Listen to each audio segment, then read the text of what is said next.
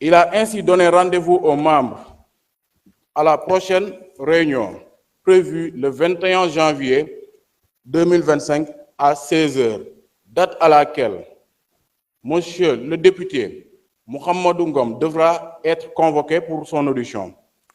Conformément à l'article 52, alinéa 2 du règlement intérieur de l'Assemblée nationale, ainsi la séance a été levée. Advenue cette date, la commission s'est encore réunie sous la présidence de M. Abdoulaye Tall dans la salle Marie-Joséphine Diallo. En prélude aux travaux, M. le Président est revenu sur les 2 points inscrits à l'ordre du jour. Rappel de la procédure, la convocation de M. le député Mouhamadou Ngom. 1. Le rappel de la procédure. Le Président est revenu sur les différentes étapes de la procédure suivie à l'Assemblée nationale depuis la réception de la demande de levée de l'immunité parlementaire. Réunion du bureau de l'Assemblée nationale, 14 janvier 2025. Réunion de la conférence des présidents, 14 janvier 2025. Réunion de la commission des lois pour la mise en place de la commission ad hoc, 16 janvier 2025. Après acceptation de la demande du report d'un jour exprimée par la présidente du groupe Takku Wallu pour préparer la défense du député.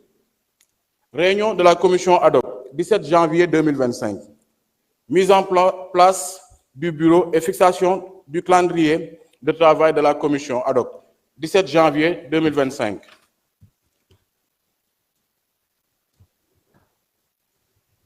Deux, convocation du député Mouhamadou Ngom. Sur ce point, une première convocation a été envoyée le 17 janvier 2025 au domicile du député Mouhamadou Ngom pour les besoins de son audition, prévue le 21 janvier 2025. Mais notre collègue, à travers le vigile trouvé sur place, a refusé de prendre la convocation. Face à cette situation, l'étude de Maître Wendedien, huissier de justice, a été commise aux fins de notifier la convocation. L'huissier de justice, arrivé au domicile de M. Mouhamadou Ngom, à l'adresse mentionnée dans la convocation, a rencontré des difficultés ci-après. Selon l'huissier,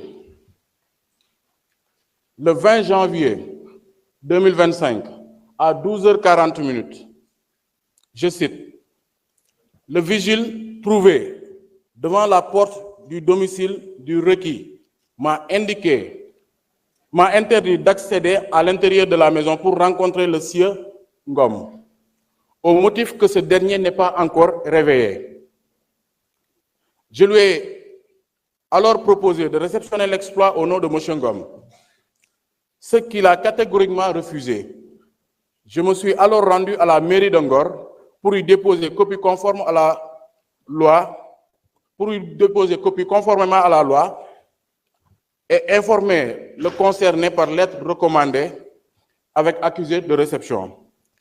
Ainsi, fin de citation. Ainsi, Monsieur le Président a annoncé avoir reçu une lettre en date du 20 janvier 2025 de Madame Aïssata Tall, agissant ex-qualité de défenseur de Monsieur le député Mouhamadou Ngom, et sollicitant la mise en disposition des pièces du dossier relatif à la présente procédure de levée de l'immunité parlementaire.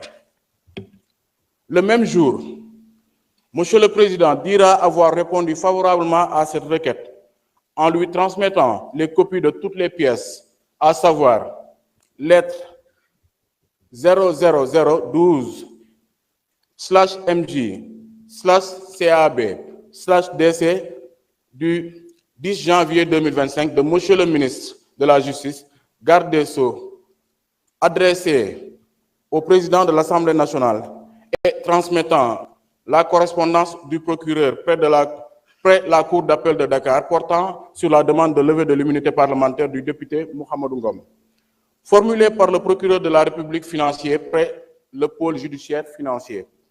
La lettre 00005/PGDK du 3 janvier 2025 adressée au ministre de la Justice, garde des Sceaux, du procureur général près la Cour d'appel de Dakar pour transmettre demande de mainlevée de l'immunité parlementaire de Monsieur le député Mohamedou Ngom.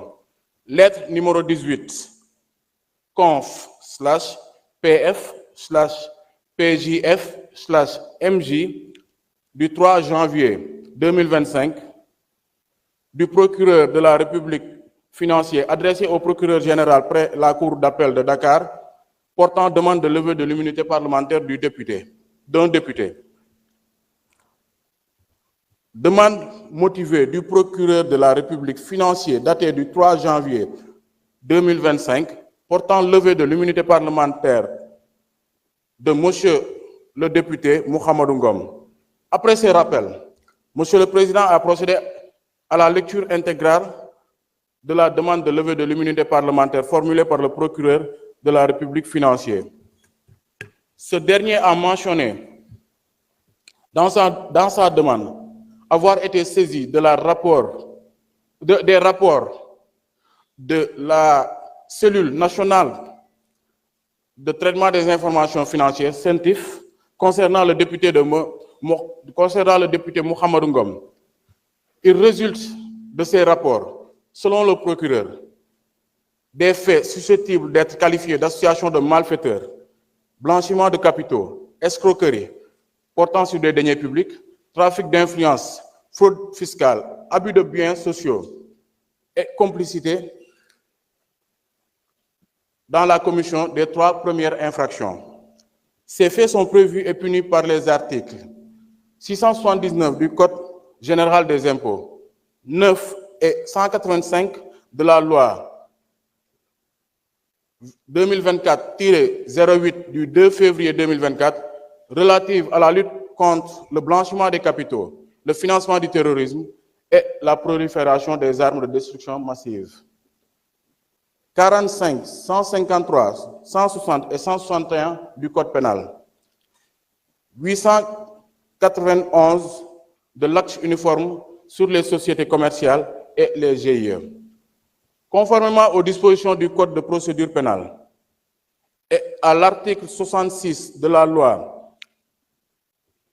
2024-08 du 2 février 2024 relative à la lutte contre le blanchiment des capitaux, le financement du terrorisme et la prolifération des armes de destruction massive, il est envisagé l'ouverture de 2 procédures d'information judiciaire auprès d'un cabinet d'instruction du pôle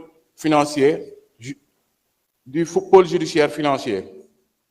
Toutefois, il résulte des articles 61 de la Constitution et 51 du règlement intérieur de l'Assemblée nationale. Aucun membre de l'Assemblée nationale ne peut, pendant la durée de session, être poursuivi ou arrêté en matière criminelle ou correctionnelle qu'avec l'autorisation de l'Assemblée nationale. Par conséquent, le sieur Mohamedou Ngom, cité par les rapports de la CENTIF, étant député à l'Assemblée nationale, le procureur de la République financier sollicite conformément aux dispositions citées ci-dessus la saisine de l'Assemblée nationale aux fins de faire lever son immunité parlementaire en vue des poursuites évoquées. Après la lecture de la demande de levée de l'immunité parlementaire, le président de la commission ad hoc a donné parole à Madame Aïssata Tall, défenseur de Monsieur le député Mohamedou Ngom, pour ses observations. Celle-ci a axé son discours sur 2 points qu'elle considère comme factuels. Sur le premier point, elle a indiqué que notre collègue n'a jamais refusé de comparaître. Selon elle, il a été retenu dès le début de la procédure que c'est elle qui sera son défenseur et pour ce faire, il y avait 3 options à considérer. La première option, présence de Monsieur le député Mohamedou Ngom, assisté à son défenseur. La deuxième option, assisté de son défenseur. La deuxième option, présence uniquement de monsieur le député Mohamed Ngom. La troisième option, présence uniquement de son défenseur.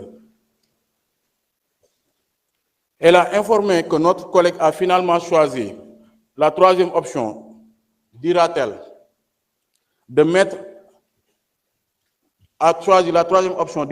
afin de mettre à l'aise les membres de la commission ad hoc et de leur permettre de travailler librement.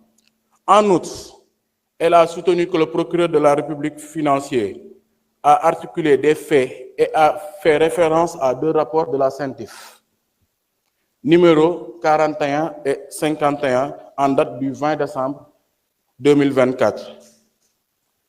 D'après elle, ces rapports devraient être mis à la disposition des membres de la commission ad hoc pour leur permettre de connaître de l'exactitude des faits reprochés à monsieur le député Mohamed Ngom. Madame le défenseur a également relevé qu'en l'espèce, le dossier de poursuite équivaut à une lettre de transmission, alors que le procureur général près la Cour d'appel de Dakar et le procureur de la République financière auraient dû transmettre ces fameux rapports. Sur ce, elle a demandé la suspension de la séance jusqu'à ce que le document soit communiqué aux membres de la commission ad hoc. Elle a, en outre, laissé entendre que si cette demande n'est pas honorée, elle serait dans l'obligation de se retirer.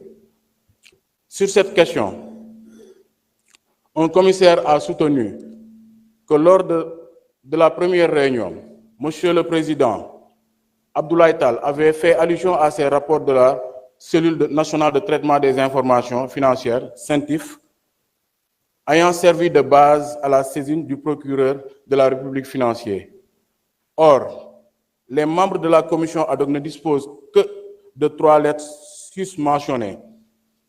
Pour les mêmes raisons, il a également demandé la suspension de la séance jusqu'à la transmission de ces rapports de la CENTIF. Toutefois, d'autres commissaires ont tenu à préciser que les conditions de déroulement des travaux de la commission ad hoc sont respectées conformément à l'article 52 du règlement intérieur de l'Assemblée nationale qui dispose: il est constitué pour chaque demande de levée de l'immunité parlementaire d'un député ou pour chaque demande de suspension de poursuite déjà engagée, une commission ad hoc de 11 membres nommés selon la procédure prévue par l'article 34. La commission doit entendre le député intéressé, lequel peut choisir comme défenseur un de ses collègues.